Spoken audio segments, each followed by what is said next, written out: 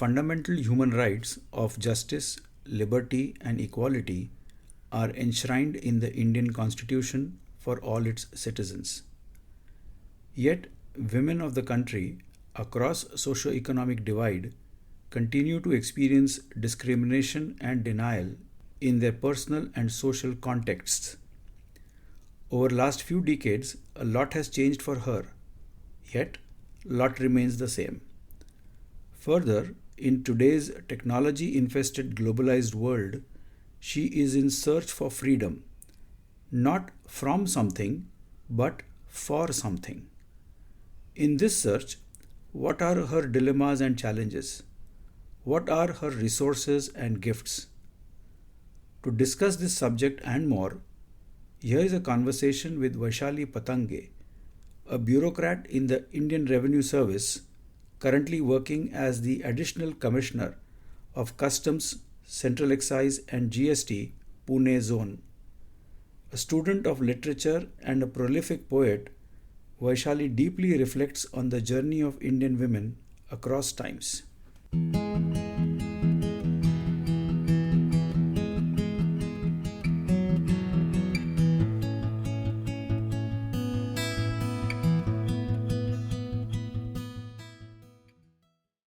Welcome Vaishali ji to Wings Podcast. Thank you, Milinji. It's such an honor and a privilege to have somebody like you, Vaishali ji, on our podcast. We could not have imagined ever to have someone like you who is a bureaucrat in the Indian Revenue Service, currently working as the Additional Commissioner for Customs, GST and Central Excise for the Pune Zone. And since the time we have been talking, I have been asking myself, what is it that we should talk on this podcast with somebody like you? About GST, about Indian Revenue Service, your journey, it could be one topic in itself. And when I shared my dilemma with you, I think you solved the problem for me. Oh, is it? Yes, we went on talking about a range of subjects, and then you spoke so intensely, so passionately about being a woman, celebrating being a woman, the challenges, the opportunities, the dilemmas, the questions of women of the world today. So I don't know, probably that's what we could probably end up talking today. Yes, definitely. Let's not keep the topic any limit of my profession or any formal any topic as such. I would love to be reveal or unveil lot many things which I am carrying. So, after we met, not once, we met twice at your office at GST Bhavan in Pune. Yes. And every time I was driving back, a story started appearing in my mind. Okay. And, as we are talking, the story has taken some shape. So maybe I can share that story with you. Yes, that's a wonderful start. Please. So the story goes like this, that you are traveling somewhere. Okay. And the journey began long time ago. The place from where you started is also way back somewhere in the past. And as you are traveling, you are tired. You want to rest a little bit. And you happen to find a huge banyan tree. Okay. And you think that this is a nice place to sit down, rest for a while before I continue. And you find an old man sitting there, probably waiting for you. And he greets you, he welcomes you, and he offers you a glass of water. And you're anyway feeling thirsty, so you very happily take it. You settle down and you tell the old man that I'm a little tired. Is it okay if I take a little nap? And he says, absolutely, be comfortable. And after a little nap, you wake up feeling a little fresh. Yes. The old man is still sitting there. He's doing his own things. He sees you getting up. He says hello to you. And he says something very interesting. He says, I have been knowing you for hundreds of years. You've been there as a timeless entity, and so am I. So what is it that you're carrying with you right now? Is what the old man asks you. Yes. In this hundreds and hundreds of years of travel as a woman, he asks you, what are you carrying with you? And the story stops there. I wonder if you can continue the story from there. Oh, so nice to open this conversation on this beautiful note. And if you have set this dialogue with such a great comfort and such a great scene you have recreated in front of my eyes, let me first request you, shall both of we stop addressing each other as Vaishali ji or Milind ji? So it will make this conversation more wise and more delightful. Absolutely, I'm comfortable. So go ahead, Vaishali. What is it that you will tell the old man? Oh, Milind, whenever I look back as a woman, now I'm 45 years old, almost about to complete my half century within 4-5 years. When I look back as a woman, and especially what I inherit as being an Indian woman, after reading a lot many books about the history, evolution, political science, when I look back as an Indian woman, I feel myself really blessed in terms of the socio-political ethos that I have got, which I am carrying with me, especially in this post-independent times or in this 21st century. I born in the 20th century. When I look back what my grandmothers, great-grandmothers, great-great-grandmothers used to live, I feel that the liberation of Indian women was driven by the machinery. In pre-independence time, it was by the British lawmakers, British viceroys, British governors, right from the abolition of sati, and also the Indian reformers who were enlightened with the British education, and they understood that the liberation of women is the just and the most important thing they have to address. There are lot many people, I need not have to name them because they are being quoted at various platforms, on various platforms. It's not needless, I'm grateful to them. But this journey starts with the revolution or the push given by the machinery itself, the British machinery, and in post-independence times from the Indian lawmakers. So Indian women never had to come on roads to fight for the right to vote. There was not a suffragette movement in India. There was not a movement for the right to get divorce, for the right to have the right to get aborted if they don't want any pregnancy. There was no specific movement led by women themselves for Indian women.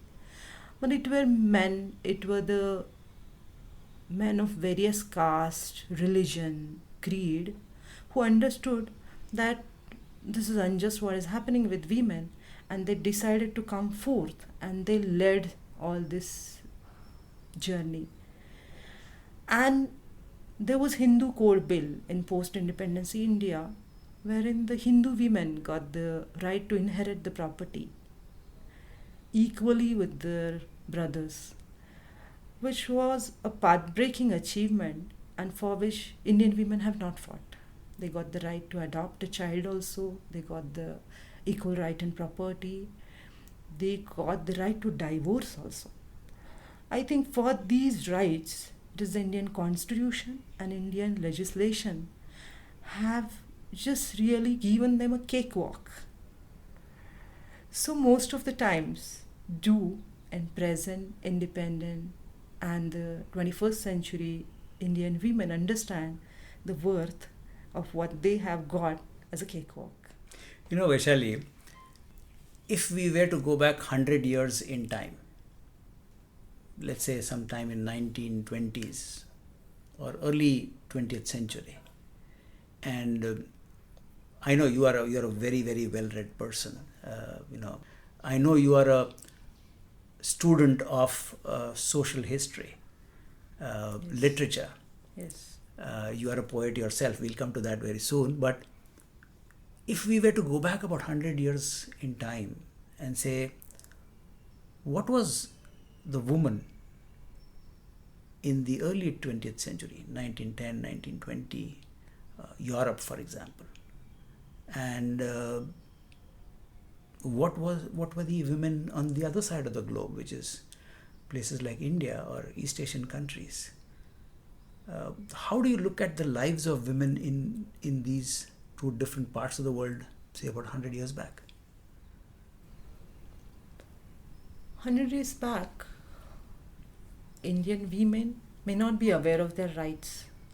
So they were literally assuming roles which were assigned to them by the families, by the religion. They were treated as a workforce. But they were never paid because they were the workforce working within homes. They were never working outside except few women of a particular strata who were working in fields, who were working in for some social positions 100 years back. So for every woman who wanted to step out of her house or her home, she had to struggle. And in European countries, what I have read about the new girl or the new women after First World War, they had to break themselves and come out of houses so that they had to occupy the spaces which were vacated by men, because they all were engaged in the First World War. Mm-hmm. So women were recognized as a workforce. So they had to step out. They have to dress themselves like men. They started wearing pants. They started cutting their hair into the very popular bob cut of those days. So as a compulsion, social or economic compulsions, they had to step out in European countries. But I don't think that if there was no such necessity which had compelled, which was created by the First World War, had women came out of their houses. There was literacy. They had started taking education. Women were writing novels in late 19th century also. They were writing novels about their own worlds, which were very appeasing, just like our daily soaps. They don't have any content of experience or any enriching exposures as such. They will always write about some how women are finding suits for themselves, how to hunt a groom, like that. So they were busy into the politics of homes. But when they started taking up jobs as a labor or as a middle management level, they had to face the crisis of the workplaces. And this phase came into the life of Indian women at a much, much later time. So if we were to say then that it was because of the compulsions of times when men in most parts of the world, especially in Europe where the First World War happened, and of course the Second World War too, men were busy fighting wars, workplaces were vacated for work had to be done, so women stepped in. Yes. But that continued further, right? I mean, moment the woman has seen the world outside of the confines of the home, where there's so much of self-discovery possibility that kind of opened up for women, and that hasn't stopped. Yeah, that's It has been relentless. Yeah. So if you were to take eminent authors in those days in India like Amrita Pritam or Ismat Chugtai, Yes. and the works that they wrote and they created talked of a woman of a very different kind. It was more a dream, more a vision, more a hope 100 years back for women to probably,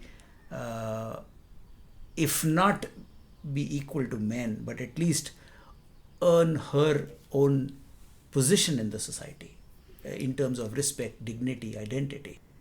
Now, if that was the vision or the dream then, cut to today, 100 years later, what is today's reality?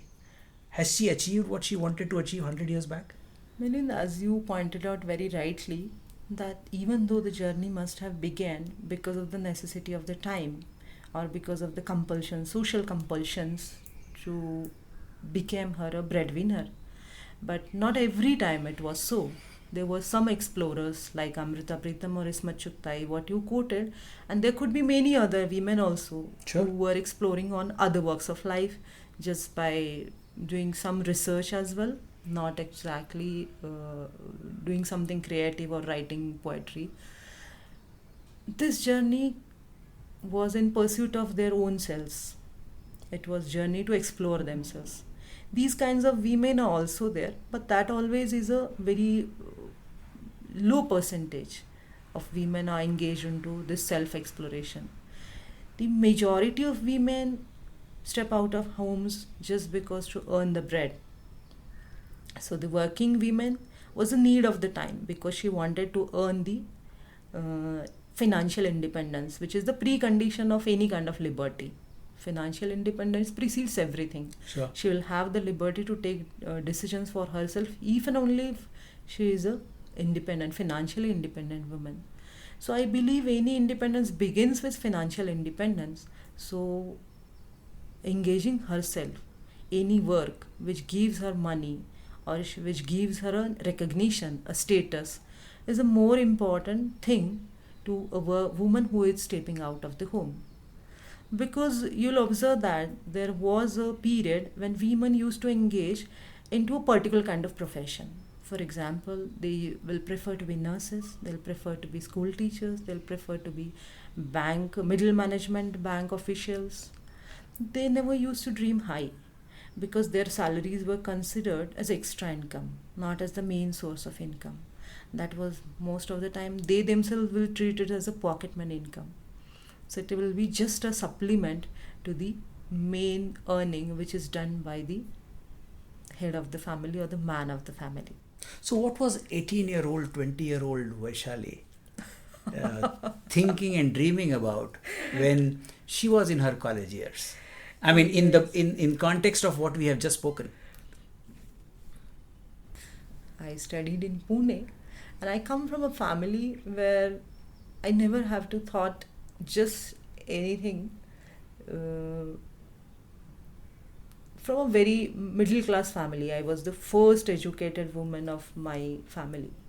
All my cousin sisters have not even completed their college education. I was the first girl to go to college from my village and complete my college education, to complete my degree education, to do my BA. So by choice, I had opted humanities, which was also very rare in my times. I did my 10th in 1998, wherein all the folklores were preferring science or the commerce faculties because it gives the better career prospects. So I was the one who loved literature, poetry, and by choice, I preferred to be an art student, which was very, very rare. And when I had writing the matriculation exam, my father was a junior level officer who started his career as a clerk in a government organization, and he was just thinking like the way that let my daughter complete her 10th and she will do her diploma in education, that used to call it as a DED. Correct. So after that one can become a primary teacher. Correct. Primary school teacher. But I passed with 94% in 10th, and for my and I was in the SSC merit list. So my father found that it will look very odd, a girl who has passed her matriculation with 94% to go for a diploma in education and just to become primary teacher. So I just kept that dream aside. So I also began with a short dream, with a very small dream. And after proving my worth, I was allowed to dream big. So this precondition is always there for a woman, that she has to prove her worth. So Then what is only it that you ended up proving for yourself, and what is it that you ended up dreaming for yourself? So after keeping aside, because my father has given me this dream of becoming a primary teacher, I kept it aside because I scored more in my 10th and I was allowed to dream big. And I dreamed to become a bureaucrat. Initially, I thought of becoming a professor because it could be a better career prospect than becoming a primary teacher. But civil services is something totally different, right? Yes, yes, yes. I have a thought behind that. Because I had a dream, intermediate dream of becoming a professor as well. But I observed that I'm not at all judgmental about what professors do. But I observed that as a woman, I need a more powerful position. Because I had the challenge of becoming vulnerable. I was very sensitive. I was very sensitive being a student of literature. I used to read poetry, I used to read Virginia Woolf, and all any damn things which I used to come across. And I found that this world of men is very, very full of all kinds of inequalities which cannot be even spoken about. So I had the varied and the subtle ways of discrimination. So to come over those subtle ways, I thought that let me gain a position where I'll be some backing of law. So I believe that becoming an officer gives you a protection which is given by the Constitution of India. Correct. And by the law itself. So I'm not that vulnerable compared to any girl who is engaged in a middle management profession. If she's a middle management banker, or she's a nurse, or let's say if a air hostess. I not at all want to demean any of the profession, but this is what I thought as a 18 or 19-year-old girl that time, that let me assume a more powerful position which will not make me weak. So that was a very conscious choice. Otherwise, I'm so fond of literature that I would have loved to become a professor and read and write all the time. I know you are a student of English literature, Marathi literature, and I gather Sanskrit literature too. Yes, yes, yes, yes, And you keep writing poems even today. yes. And you're a prolific poet. I mean, whatever little I have read about your poems, they are in a different league altogether. Yes. In fact, there was one that you read to me when we met first at your office, when Asha and I visited you. Just a few lines of those. I don't recall the exact title of the poem, but love to hear from you. You know, that part of you which is sensitive, understanding, caring, soft, yet being in the world of bureaucracy. And then come to how you hold both these opposite polarities of the sensitive, nurturing, caring, creative woman that you are, which we will just get to know soon with your poem, and at the same time a hardcore revenue officer who goes and puts a raid on those who are evading taxes. Love to see both, and then we will probably see what holds them together, if it is okay with you. Yeah, perfectly fine. First of all, let me thank for using so many nice adjectives for for my poetry. I believe that for me, poetry is my personal space where I can vent out myself. It's my paper is my place. Is a very sukoon is the proper word, Urdu word, which can be used, which gives me sukoon. Peace. Yeah, peace, relief. And in the Aristotle's Poetics, there is one therapeutic value of literature is called catharsis. Yes. So catharsis is a kind of venting out of your emotional turmoils as well as your any kind of emotional extremity which can be vented out through literature. So this poem is about a man and a woman. Both of them are having two different roles. And it's not just about two roles, how he is looked upon and how she is looked upon. He's a superman and she's a superwoman, perhaps. So the one to be superwoman, one not to be superwoman, kind of. So this is about he and she. This is a Marathi poet. तो खिन्न कपाळी टिकली होऊन विराजमान, ती दर्शन मात्रे त्याच्या आणखी कोमेजलेली. तो सहज विनोदी हवा हवासा सतत पुकारा, ती सावरताना आत आतला मौन पसारा. तो साहेब दादा भाऊ अप्पा खुर्चीवरती, तो साहेब दादा भाऊ अप्पा खुर्चीवरती, ती माझ घरातून आई आत्या काकी मामी. तो पंचपळीच्या पात्रामधले पंचामृतन, ती अर्धांगिनी पूजेला जवळी बसण्यापुरती. तो चाळून तिजला घेतो रोजच हवे नकोसे, ती स्वतंत्र तरीही रोज सोडते मुक्त उसासे. तो आधुनिकतेच्या शेजाराला नवयुग मानव, ती येणाऱ्या शतकाच्या पुढचे ग्लोबल आर्जव. तो पुरुष म्हणतो प्रकृती वाचून नाही मी पूर्ण, तो पुरुष म्हणतो प्रकृती वाचून नाही मी पूर्ण.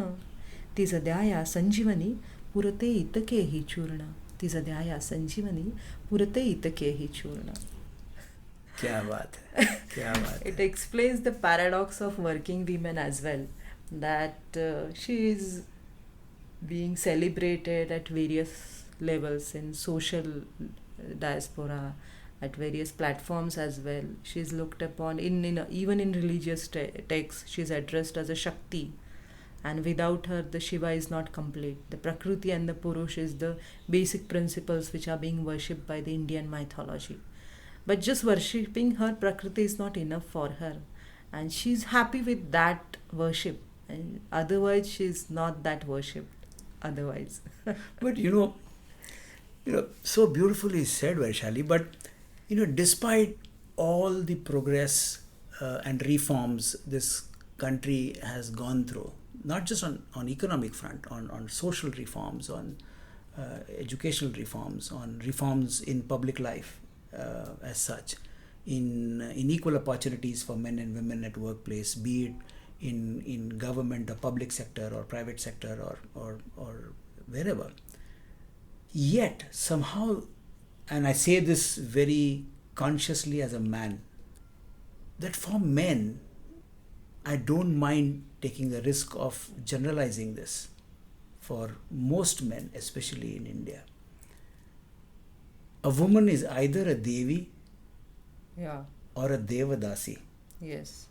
rarely a Sakhi. Yes. How do you look at this? She doesn't want to be worshipped. This is being proclaimed by many women, that I don't want to be worshipped. First, recognize me as a human being. Because by worshipping also you deny her humanness. So that is also one kind of oppression.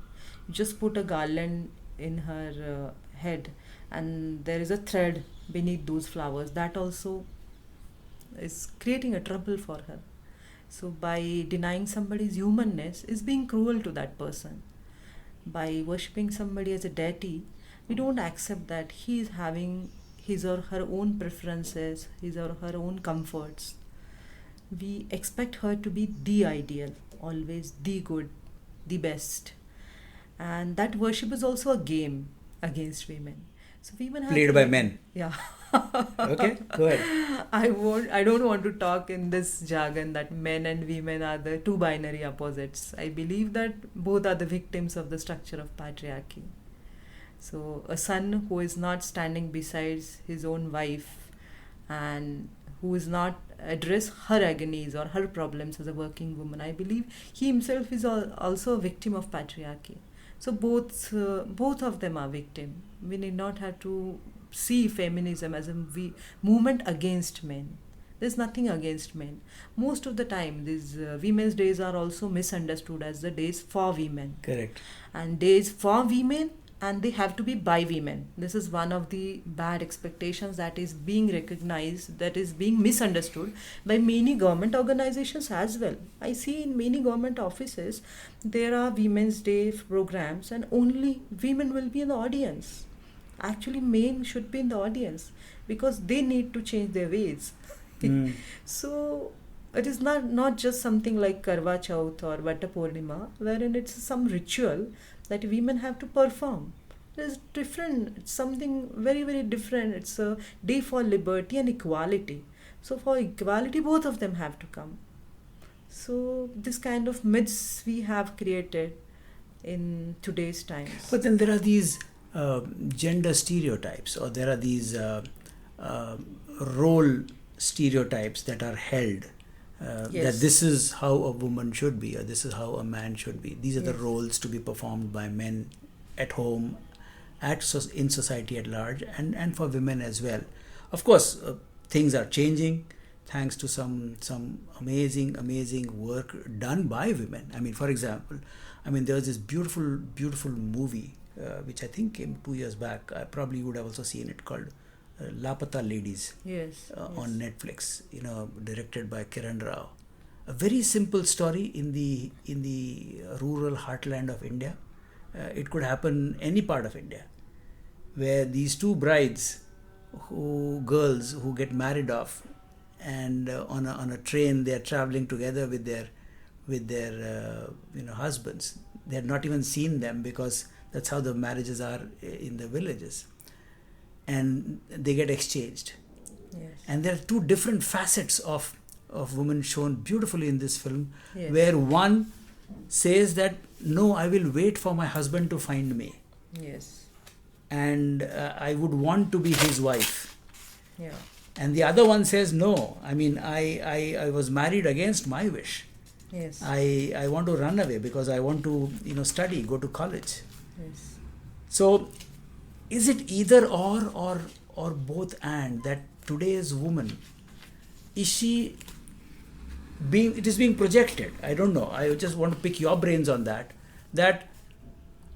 she wants to break the shackles of the society and be free and be independent and have no boundaries, or boundaryless freedom kind of stuff, which is happening today. For example, for many girls and women, marriage is not the goal or the destination. Yes. For yes. many married girls or women, having a child also is not the goal or a destination. Yes. So being myself and being happy who I am seems to be one way of idea of a liberated woman. That is how it is being Yeah. conceptualized and projected in the society Being today. herself. And yet there is the other woman who, despite all this, wants to have a family, wants to have a children, wants Yes, to yes. be a homemaker, Yes. etc. Her personal choice. So I know it's a gray area, but how do you see this grayness in this? Yes. Milan, you have raised a very, very relevant question. In particular, when we are talking about Indian women, Correct. not all Indian women are standing on the one ladder or on one particular step in the ladder of the evolution, I believe, because in one India there are many Indias, and every city, every village, or any district or any state have got so much of geographical, social and economical diversity that we can't just say that all Indian women are standing in one point in time. They are really at a varied points in the history. I believe that, for example, there are urban women who are seeking liberty in a very different way. For example, I remember a small anecdote of Mahashweta Devi. It was about a Vai girl. Vai girl is a story written by Mahashweta Devi about a tribal girl. She comes from a Shabar tribe. The Shabari, the same tribe about which we have a Ramayana story about the Ram and the Shabari. And the Shabar girl used to ask question every time that I want to catch snake. Shabars eat snakes as their food. And she wanted to catch a cobra. She was, of course, discouraged to catch a cobra. And she asked, why I cannot catch cobra? I want to catch. Why I have to take care of the cattle of this Babu, Sarkari Babu? I am taking care of cattle of my own home, then why his children are not taking care of his cattle? So every time she poses questions. So posing question was a revolt by that tribal girl. Mahashweta Devi is an advocate of the all tribal rights, but I believe that posing question is the key thing that women have started. And by posing questions, they are challenging the customary roles they are assigned to him, assigned to her, and they are also challenging the norms or the baggage, the cultural or the religious baggage that we all are carrying. That questioning is enough to start the revolt. Rather, the revolt starts with that questioning, I believe. But posing a question is one thing. Yeah. But to pose a question, the question first has to arise in the mind. Yes, yes. Right? And for the question to arise in the mind, the experience for the woman, I'm just, this is my hypothesis here, I may be wrong. The inner voice of the woman will have to say that what is happening to me It's not acceptable. is not acceptable. Yeah, yeah. And either things have to change, or I have to do something by myself, for myself, to change things. Yeah. So if and only if this non-acceptance of what is Yes. an inner experience for the woman, questions won't arise. And then the questions won't be posed and the answers would not be sought. They never used to arise earlier. I remember my conversation with my own grandmother. She used to tell me that we used to be happy if husbands are not hitting us. We used to be happy if the mother-in-law is not allowing them to have the fresh food. We were happy if we can give birth to a son. We were happy if we are not being troubled by any man in the family, harassed. So their notion of happiness was just absence of this harassment. So I believe that from that point in time, from what my grandmother's notion of happiness in present girls or the present woman's notion of happiness has altogether changed. She wants her choices to be exercised in every little small things. For example, just a month back, I was traveling in a bus run by the municipal corporation. I usually prefer to travel in a public transport along with my daughter because I love to observe the way people are behaving. And I observed that that bus some music was going on in the bus, and the girl had put her own headphones. There was a college girl sitting beside us, and she had put her headphones, and there was some new song came up into the bus music, which was loud and clear for everyone. So she preferred to remove her headphones, and she was just started enjoying the song, which was switched on by that bus driver. But that being a very modern song, this bus driver changed this radio station, and the song got changed. Then that girl got irritated, and immediately she shifted herself to her own headphones. So I thought that what a subtle liberty this girl is seeking, and she has got this choice. First, she wanted to listen to her own music from her smartphone, which is available through the headphones. Then she switched to the common music being played by the bus driver. Then she didn't like that particular song. Then she just immediately put on her headphones and preferred again her own playlist. So today's girl and my grandmother, whose notion of happiness was just Not being harassed. Yeah, not being harassed. So we have traveled a long path. But if I go back to the story which we all began this conversation, where this old man meets Vaishali, who's been traveling for hundreds of years, as a representative of women of the world. If that old man were to ask Vaishali again, Yes. That after traveling for hundreds and hundreds and hundreds of years, here you are resting under a tree before you begin your next journey.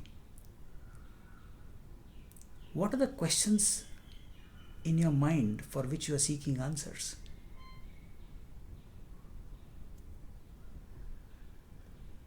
As a woman of today,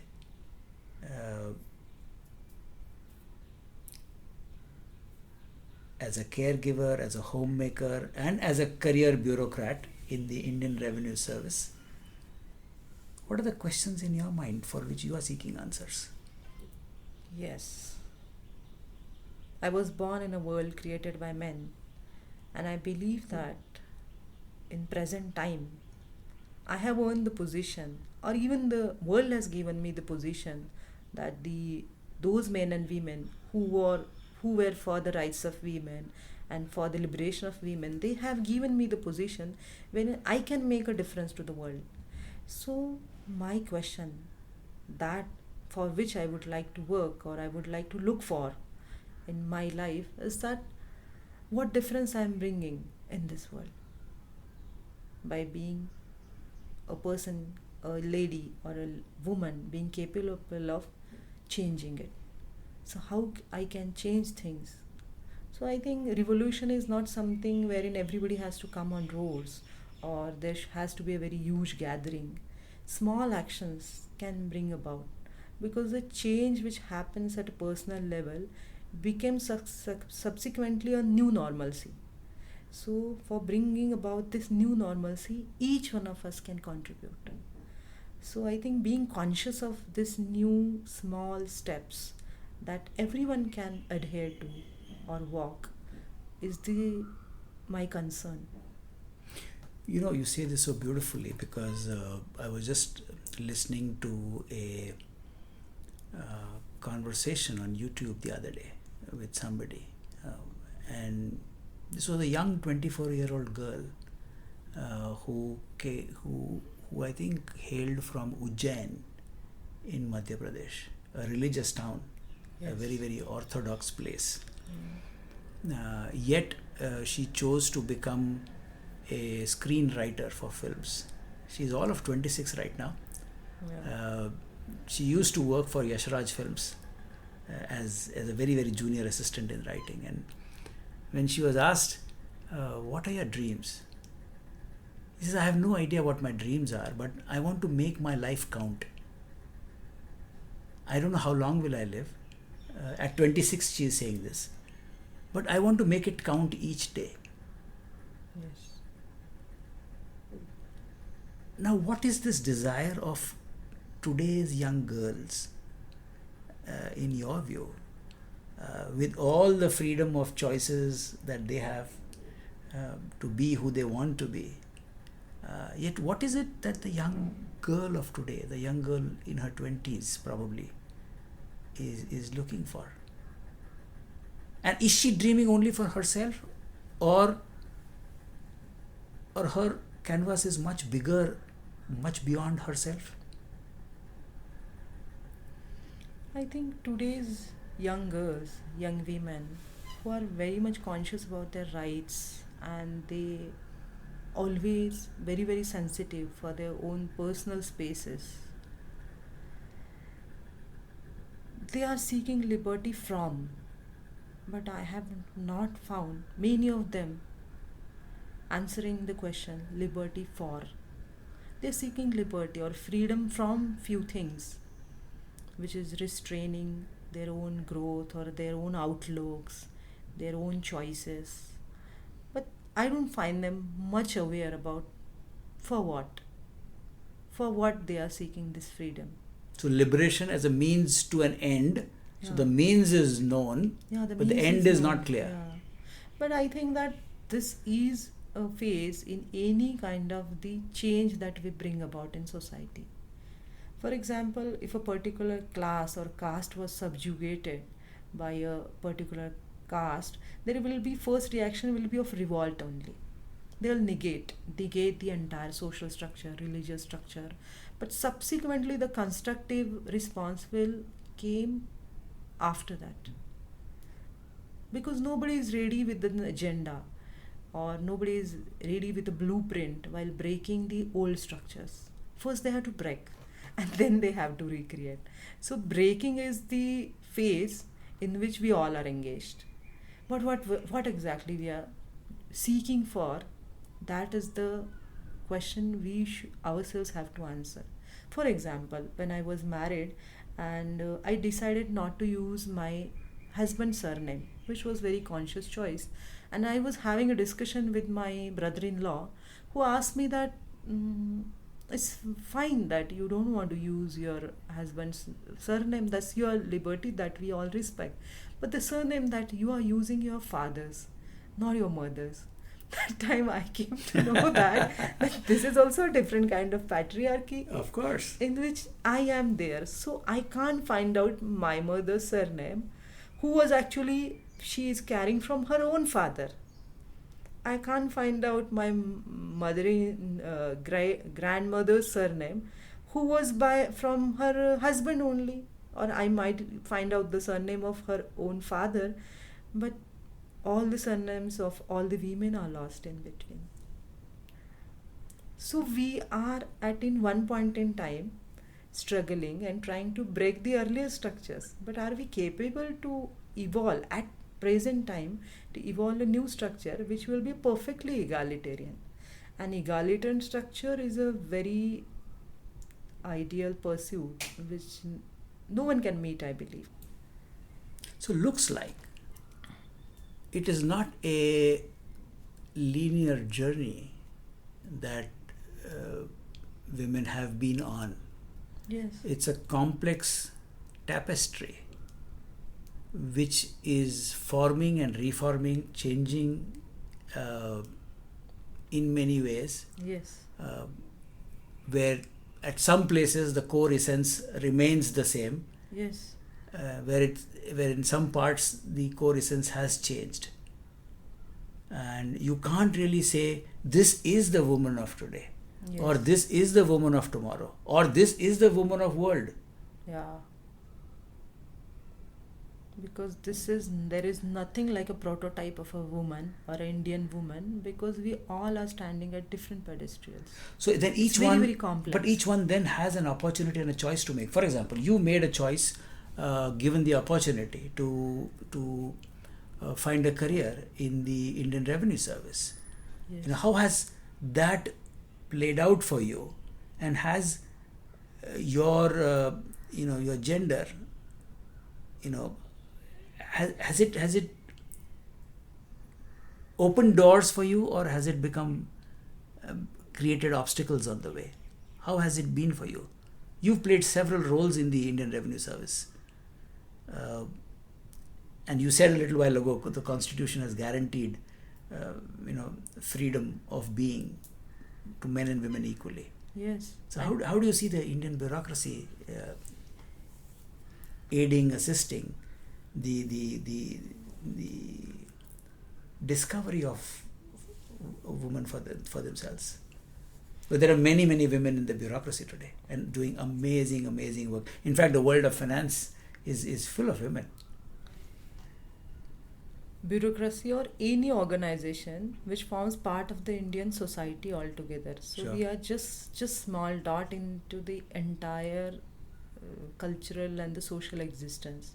So the kind of society and the kind of outlook of the particular community will be evident, very, very evident in any of the organization which exists within the society. We don't stand out. We are the very much part. We are the society. We are the society. Correct. So the way women are being treated in the society, the same way they'll be treated in the bureaucracy.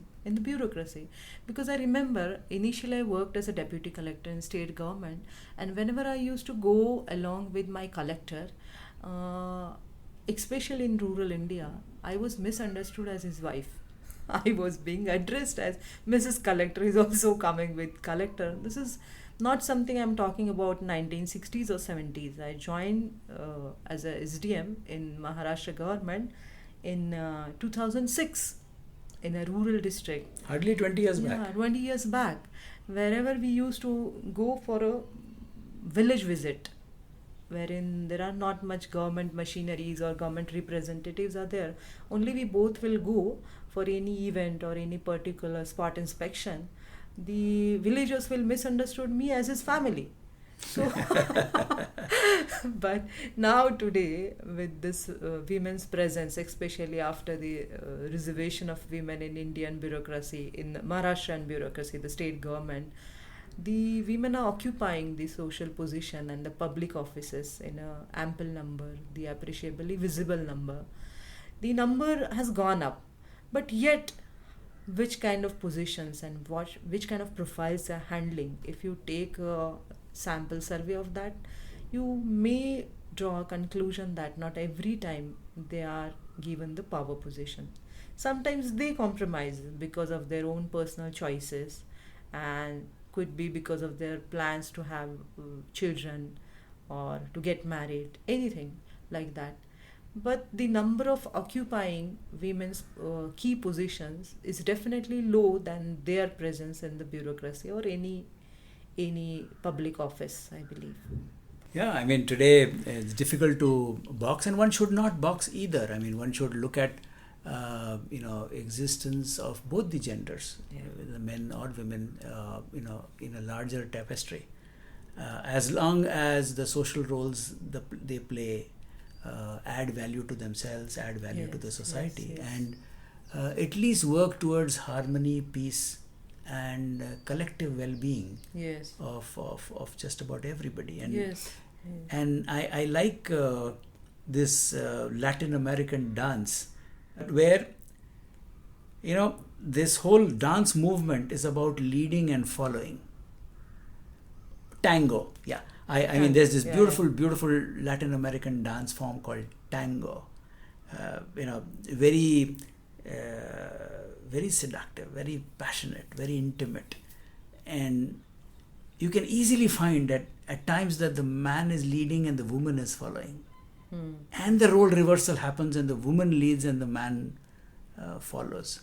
Yes. So literally, creating this phrase called "it takes two to tango," as we say in English. So, Vaishali, as we come to the end of this conversation, I would love to hear from you. As you are bidding goodbye to that old man, having rested for at least an hour now, Yeah. and he's saying, Vaishali, what next? And where next?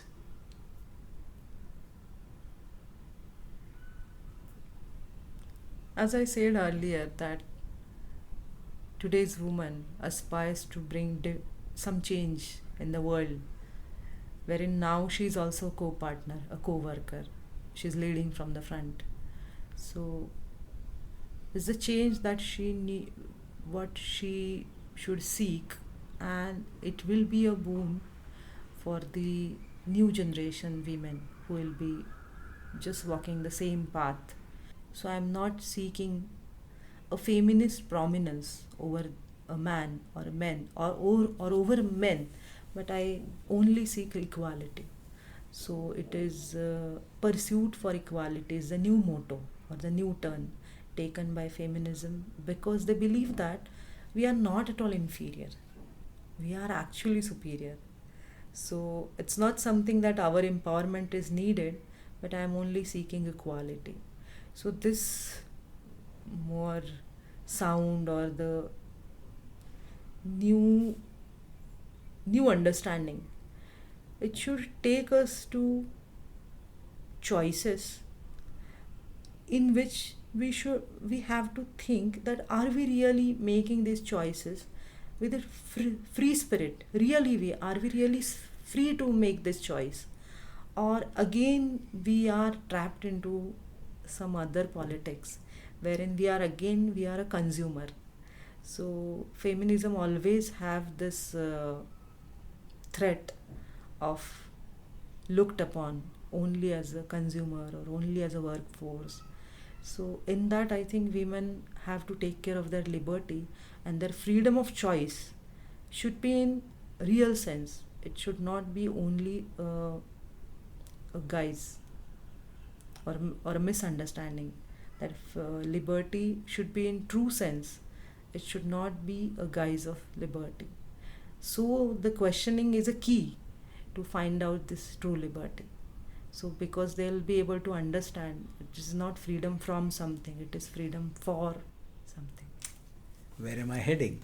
Yeah. Absolutely. So Vaishali, this whole conversation happened to meander around or go the path of exploring and understanding and unpacking the idea of gender roles, gender stereotypes, and how they manifest in society, irrespective of times. It's been such a joy and a pleasure to walk this path with you. You left me with a lot of insights. You left me with a lot of questions. But let me ask you, where has this conversation left you? Definitely, I'll be able to.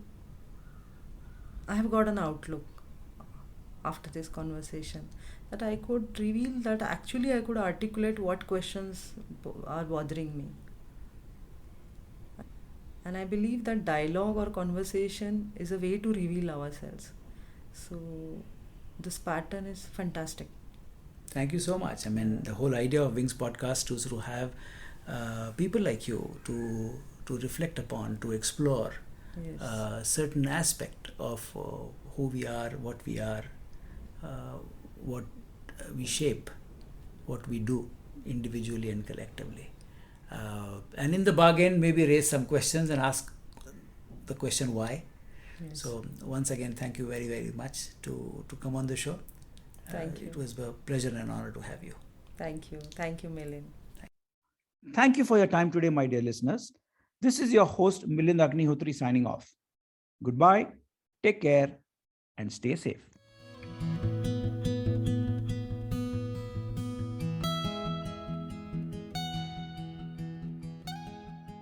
This podcast is for general information purposes only and should not be considered as a piece of any professional advice. Views and opinions expressed in this podcast are those of its guest. Creators of this podcast expressly disclaim any and all liability or responsibility for any direct or indirect, consequential or other damages arising out of any individual's use of this podcast. For feedback and suggestions, please write to wingsindia75@gmail.com. Thank you.